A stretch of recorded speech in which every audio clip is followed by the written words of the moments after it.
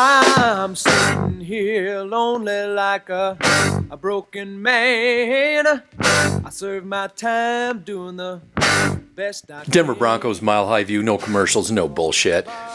So the title is The Second and Final Death of Pat Bowlen. What does it mean? Listening to local Denver sports talk radio, we're hearing a lot of stories, and they're good. It's good people hear these stories and really understand the man. What I'm putting out here is something that nobody is putting out, because that's how I roll.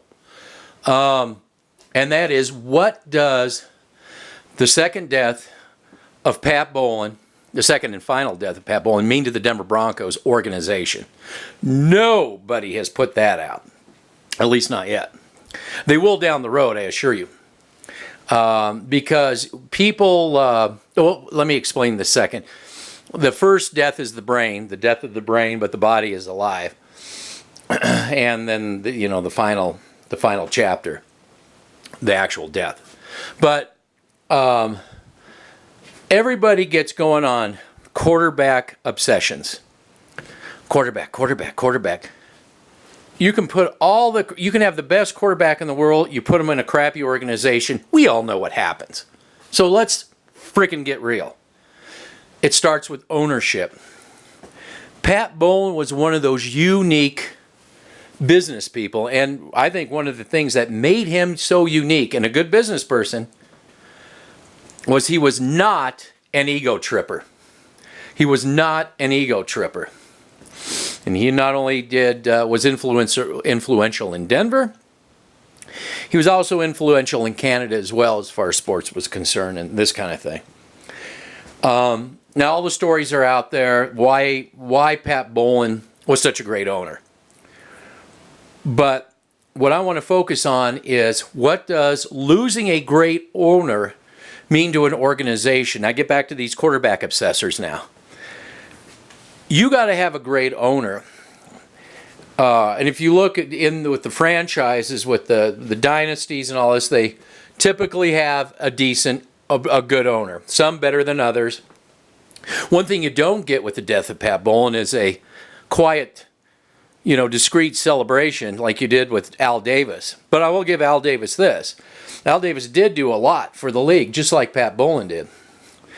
But because Uncle Al Davis was such an ego tripper, he couldn't go, he couldn't roll with change. He was used to certain things and how people are. It's hard for people like that to roll with change. Pat Bowlen, was all about change and the next step and the next step. The Denver Broncos have, a really good organization because they had a great owner. Now that ownership is gone, it could be a real rocky road for the Denver Bronco organization moving forward. There's no, is John Elway that, is he the next Pat Bowlen? I don't really think so. And when we talk about this, the first death of Pat Bowlen, the brain, the last thing he put together was that Super Bowl team, arguing and putting his foot down that he wanted Wade Phillips and not Vance Joseph as the defensive coordinator. Things like this makes me, I just don't think that, what I'm saying is that even though John Elway may not be that bad, it's going to be very difficult to replace an owner like Pat Bowlen.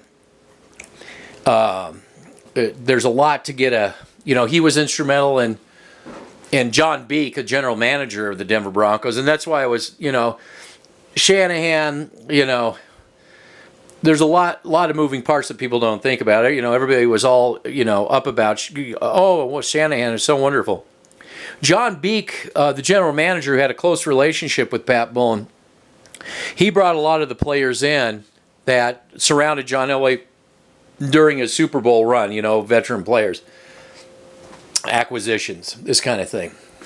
So it takes good ownership, it takes good GM, then you can develop those quarterbacks. You can get those marquee quarterbacks to do well. You get a good scouting department to put around a quarterback. My last video I was talking about, we were talking about Joe Flacco didn't have people around him. There's a lot of quarterbacks you could say that with. So, but it takes a great owner to put together, to get and have a GM that relationship. So, excuse me, I am very, I would say not optimistic about the Broncos' future. And it starts at the top. It starts with ownership. And I talked about that in other videos. The wife of Pat Bowlen, the current wife, there's, the earlier wife. But the current wife wants, of course, Brittany. Pat Bowlen never thought, well, what happens if I died in a plane crash?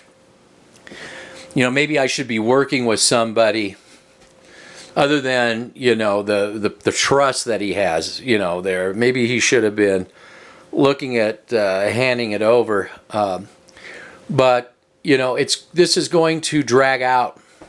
And who knows, you get an owner like Snyder, the fans love him because he's like a fan, he's one, another ego tripping, my way or the highway, and, meddling. Pat Bowlen didn't meddle, but when he did things that had to get done. And I'm going to say the Jay Cutler situation. Now, I was there live as it was going on. I was reading the articles that were later rewritten. Like history was rewritten to try to, like Pat Bowlen was, like it was embarrassment for Pat Bowlen that he got rid of Jay Cutler. It was the best thing he ever did. He should have been given a medal for that. That guy should have been drummed out of town. His agent was shopping. Him and Pat Bowlen got into it, and Pat Bowlen said, "You are not a GM. You're not going to be picking offensive coordinators and this kind of thing. We have GMs to do this. You're a quarterback." And that's when he started shopping teams. Pat Bowlen got wind of that. This is before Josh McDaniel. So it was decisions like, to get him down the road, which was a good decision ultimately, instead of wasting money on that guy. Down the road, we got Peyton Manning. He came in, that kind of thing. Anyway, so, when decisions have to be made by an owner, he would make good decisions. You're going to miss that.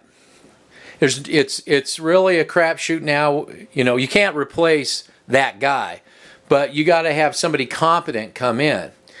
Like, take a look at Kraft. I think Kraft is a great owner as far as owning a football team goes. He stays out. He's kind of like Pat Bowlen in that sense. He stays out, but when he does interject, it's usually good, even though the guy's a scumbag, off the field. But Jerry Jones is a bit of a meddler. I think he's tried to not meddle as much, but I know he cares. It's nice to have an owner that, I'm sure they all care. Well, you have owners that don't care. You may get an owner that ultimately, when all this is said and done, who just doesn't give a shit. So, it's an abyss right now. The future of the Denver Broncos is absolutely an abyss when it comes to ownership, and everything starts at the top and trickles on down.